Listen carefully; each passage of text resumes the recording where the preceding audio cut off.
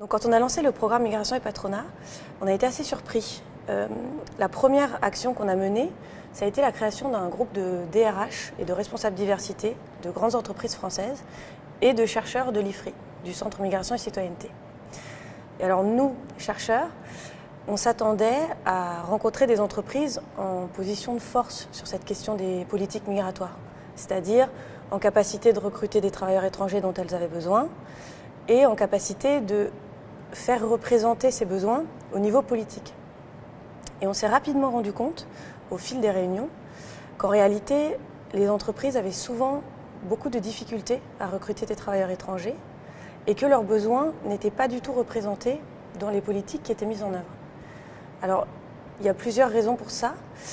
L'une de ces raisons, c'est que les entreprises elles-mêmes sont assez réticentes à se positionner publiquement ou pas sur cette question des politiques migratoires,